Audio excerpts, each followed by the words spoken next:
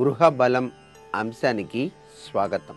వాస్తు మనిషి జీవితంలో అదృష్టాన్ని ప్రసాదించటానికి తోడ్పడుతుంది. గ్రహచార గతుల్లో అస్తవ్యస్త పరిస్థితులు ఏర్పడి దురదృష్టం వెంటాడుతూ ఉన్నప్పుడు దానికి తోడుగా ఇతడు నివసించేటువంటి గృహంలో కూడాను వాస్తుపరమైనటువంటి విపత్కర పరిస్థితులు గనక ఉన్నట్లయితే అతని జీవితం అంధకారం అవటానికి ఎక్కువ ఆస్కారం ఉంటుంది.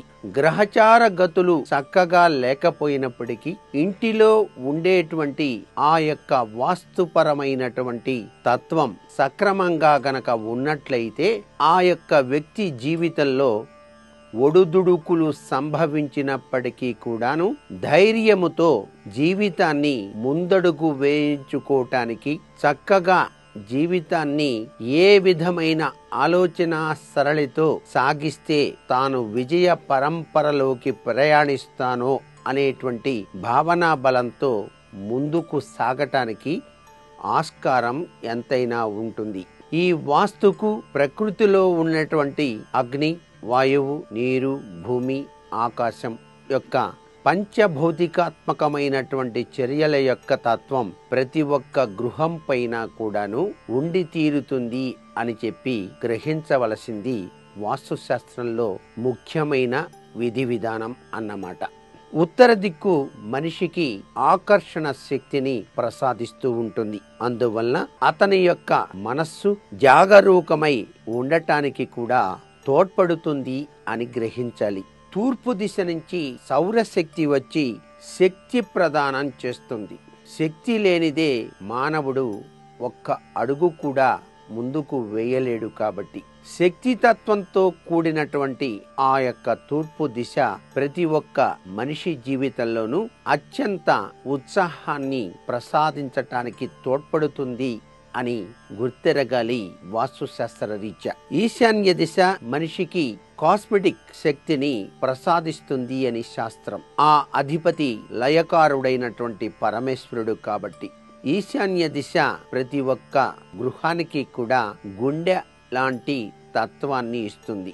మనిషి శరీరంలో గుండెకు ఎంత ప్రాధాన్యత ఉందో వాస్తుశాస్త్రంలో కూడా ఈశాన్యానికి అంత ప్రాధాన్యత ఉన్నది అనే విషయాన్ని మనం గుర్తెరగాలి. అలాగే వాస్తుశాస్త్రం మనిషి యొక్క అదృష్టాన్ని మాత్రం మార్చలేదు, కానీ విధివశాత్తు సంభవించేటువంటి ఉపద్రవాల నుంచి కొంత ఊరటను కలిగించటానికి ఇది సహకరిస్తుంది అని మాత్రం చెప్పవచ్చు.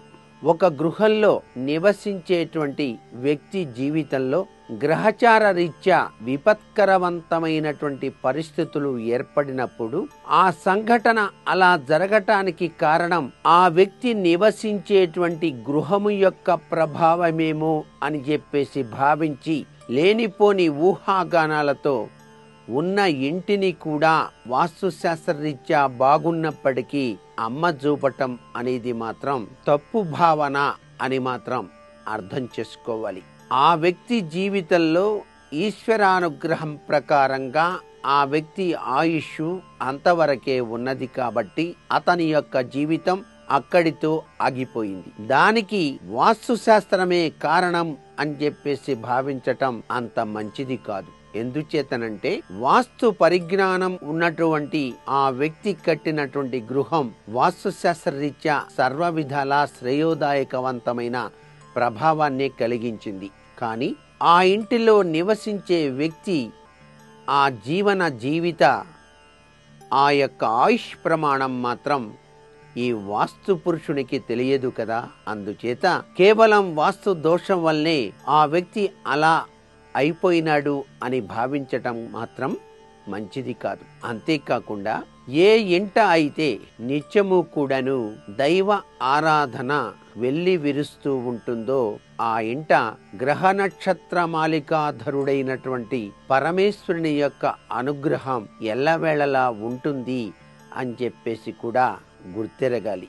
ఉద్యోగం పురుష లక్షణం అనేటువంటిది ఇది వరకటి మాట. ఉద్యోగం ప్రతివారి బాధ్యత అనేది నేటి మాట. అందుచేత మీ గృహంలో చక్కటి చదువులు చదివినప్పటికీ కూడా ఉద్యోగ ప్రాప్తి సిద్ధించక మానసిక వ్యధకు గురై నేనేం చేయాలి అని బాధపడుతూ ఉన్నటువంటి మీ పిల్లల భవిష్యత్తుకు రాచబాట ఏర్పరచటానికి వాస్తుశాస్త్రంలో అనుసరించవలసిన చక్కటి ఉపాయం ఒకటి ఉంది. అది గృహంలోని పూజా మందిరంలో శ్రీరామ పట్టాభిషేకం ఫోటోను ఉంచి హనుమాన్ చాలీసా పారాయణ 40 రోజుల పాటు ఒక మంచి రోజు చూసుకొని ప్రారంభించాలి. అది కూడా మంగళవారం నాడు ప్రారంభిస్తే శుభదాయకమైన ప్రభావాన్ని ప్రసాదిస్తుంది. 40 రోజుల పాటు కూడాను హనుమాన్ చాలీసా పారాయణ అనంతరం 41 హనుమాన్ చాలీసా పుస్తకాలని ఉచితంగా పంచటం వల్ల ఉద్యోగ ప్రాప్తి సిద్ధింప చేసుకోవటానికి ఆస్కారం ఎంతైనా ఉంటుంది అనే విషయాన్ని ఇక్కడ మనం గుర్తెరగాలి.